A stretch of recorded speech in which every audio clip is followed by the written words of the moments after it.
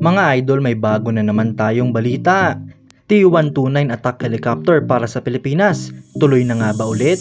Yan ang pag-uusapan natin, pero bago yan, kung bago ka lang sa aking channel, ay huwag mong kalimutang mag-like at subscribe para lagi kang updated sa mga bagong videos natin.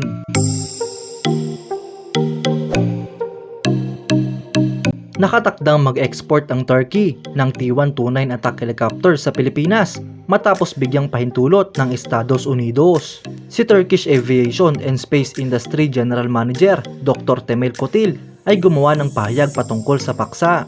Binigyang diin niya ang pagpapatuloy ng serial production ng T-129 attack helicopter at gumawa ng mga mahalagang pahayag patungkol sa pag-export ng nasabing helicopter. Dagdag niya pa na nakakuha na nga raw po sila ng pahintulot mula sa United States na mag-export ng T-129 attack helicopter sa Pilipinas. At ang mga helicopter nga raw pong ito ay sisimulan ng gawin sa mga susunod na buwan. Sinabi pa ni Dr. Kotil na ang US ay hindi pa nagbibigay ng pahintulot na mag-export sa Pakistan at tanging Pilipinas lamang ang binigyan nito. Ang T-129 attack helicopter ay may dalawang units na binubuo kasama ang Rolls-Royce at Honeywell na ginagamit bilang makina.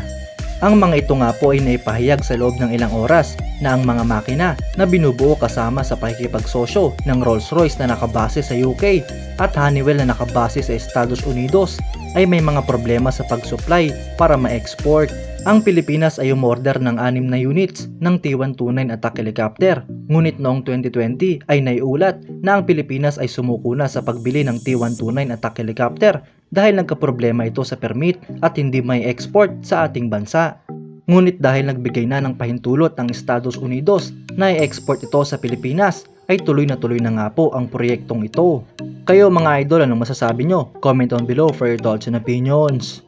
At yan nga lang po ang balita natin ngayon mga idol. Maraming salamat sa panonood. Huwag nyo rin kalimutang mag-like at subscribe bilang suporta sa ating channel. Mabuhay kayo mga idol!